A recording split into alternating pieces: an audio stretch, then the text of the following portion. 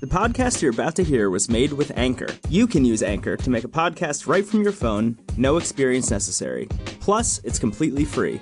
Get the app at anchor.fm/podcast. Where does evil come from? What are the conditions that allow totalitarian regimes to prosper? What does it mean to be a refugee? These are some of today's headlines from The Guardian. Oh no, wait, sorry. I meant these are some of the great questions that philosopher Hannah Arendt asked and tried to answer throughout her career. Who was Hannah Arendt?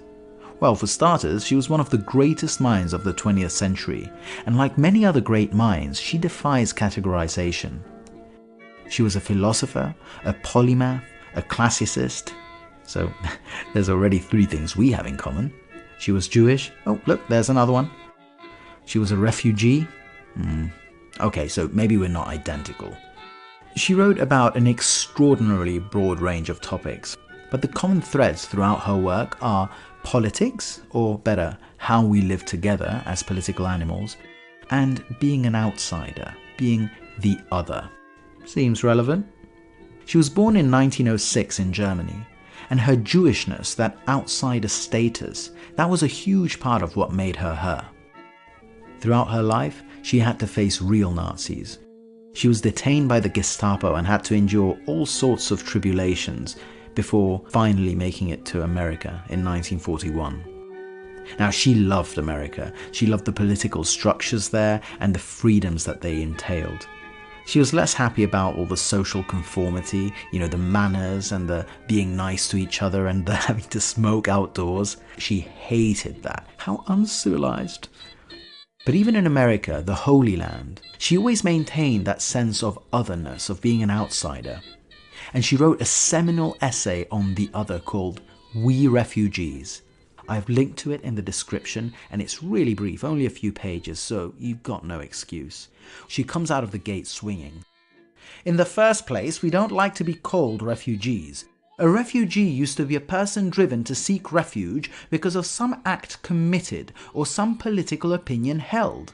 Well, it is true we have had to seek refuge, but we committed no acts, and most of us never dreamt of having any radical political opinion. With us, the meaning of the term refugee has changed. For her, being a refugee had nothing to do with what you did, but simply with who you are. She makes a very interesting point about how in the modern world, without papers, a passport, citizenship, you've pretty much got no human rights. Listen to this. We actually live in a world in which human beings as such have ceased to exist for quite a while, since society has discovered discrimination as the great social weapon by which one may kill men without any bloodshed. Since passports or birth certificates, and sometimes even income tax receipts, are no longer formal papers but matters of social distinction. Think about that. All the rights we take for granted that give us our freedom, our place in the world, they depend on our identity. In the bureaucratic sense, what are you if you can't prove who you are, what country you are a citizen of?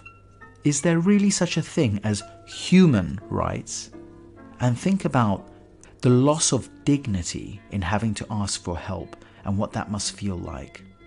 Quote, if we are saved, we feel humiliated, and if we are helped, we feel degraded.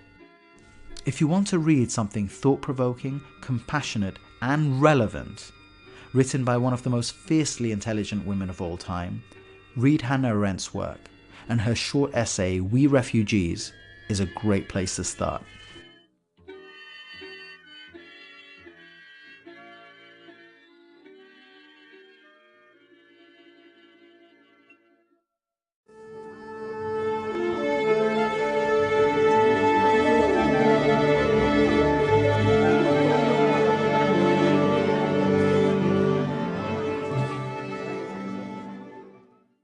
Much of the philosopher Hannah Arendt's life was dedicated to understanding why totalitarianism dominated Europe in the 20th century.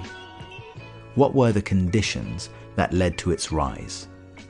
In The Origins of Totalitarianism, she describes the mechanics of totalitarian movements like the ones in Nazi Germany and Communist Russia. The main theme is the dehumanization of individuals, of focusing on people as formless masses or classes rather than individuals. Sound familiar? Jews, Muslims, immigrants, white men. Forgetting that people are individuals and not representatives of a group, that's dangerous, Arendt says. And as someone who escaped the horrors of Nazi Germany, she would know. A totalitarian regime seeks to dominate every aspect of everyone's life as a first step towards world domination. But how do these regimes achieve their aims? Hannah Arendt points at two factors. 1. Ideology. It takes advantage of a situation where people are disconnected from one another, where social bonds have disintegrated. Suddenly, a strong man arises and offers a story, a narrative that explains everything, explains how things are so bad, and people accept this narrative because it makes them feel better about themselves. It makes the world make sense. You can't argue with those people. Conspiracy nuts, religious fanatics, ideologues. For these people, the narrative actually changes how they see facts. Arendt has this amazing example from one of Stalin's trial where they have this factory worker who is allegedly innocent, and at the end of it, the factory worker himself says, "The party is always right. If the party says I was a saboteur, I must be a saboteur." It's crazy, isn't it? It reminds me very much of the book 1984. The second factor is terror. Within us all, Arendt says, there's an animal part and there's a reasonable part, which is the social, the political part, she calls it. Terror splits those two things. It takes away your rights, it takes away your name, your humanity, your individuality. It reduces you to a body. And once a person is just a body, you can kill him without a second thought. Like when Stalin ordered the death of millions of Ukrainians. A million deaths is just a statistic. I'll leave you with a quote from the book, because it makes me realize that if the origins of totalitarianism rest in our being disconnected from one another and not differentiating between truth and falsehood, maybe the answer is in doing more to come together instead of attacking our enemy, and getting better at distinguishing true and false instead of just peddling narratives of our own. Just as terror, even in its pre-total, merely tyrannical form, ruins all relationships between men, so the self-compulsion of ideological thinking ruins all relationships with reality. The ideal subject of totalitarian rule is not the convinced Nazi or the convinced communist, but people for whom the distinction between fact and fiction and the distinction between true and false no longer exist.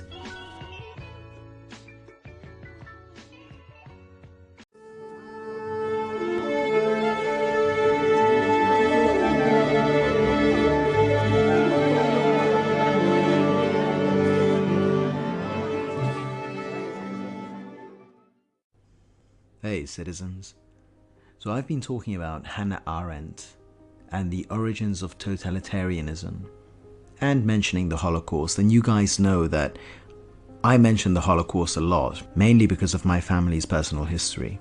But I thought I'd leave you today with a poem by the Italian author Primo Levi, who wrote the famous book, If This Is a Man, questo, uomo. It's the poem that gives the book the title, and it's about his harrowing experience as a prisoner at Auschwitz. He ultimately survived, but it left him wondering about man's inhumanity to man, a phrase he coined. I'm going to read the poem to you in English, and then in the original Italian. I really think you should stay to hear the Italian, because that's the language the poem was written in, and it sounds so much more beautiful and powerful in the original. You who live safe in your warm houses, you who find on returning in the evening hot food and friendly faces, consider if this is a man who works in the mud, who knows no peace, who fights for a bit of bread, who dies because of a yes and because of a no. Consider if this is a woman without hair and without name, without enough strength to remember, vacant eyes and cold womb, like a frog in the winter. Reflect on the fact that this has happened. These words I commend to you. Inscribe them on your heart when staying at home and going out, going to bed and rising up. Repeat them to your children, or may your house fall down, illness bar your way, your loved ones turn away from you. And now the Italian of If This Is a Man, se questo è un uomo. Voi che vivete sicuri nelle vostre tiepide case, voi che trovate tornando a sera il cibo caldo e visi amici, considerate se questo è un uomo che lavora nel fango, che non conosce pace, che lotta per mezzo pane, che muore per un sì o per un no. Considerate se questa è una donna, senza capelli e senza nome, senza più forza di ricordare, vuoti gli occhi e freddo il grembo, come una rana d'inverno. Meditate che questo è stato. Vi comando queste parole. Scolpitele nel vostro cuore, stando in casa, andando per via, coricandovi, alzandovi, e ripetetele ai vostri figli.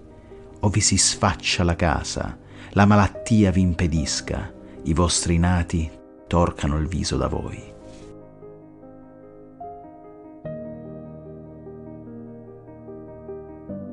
Well, happy Saturday, everyone. Jesus, I need a drink.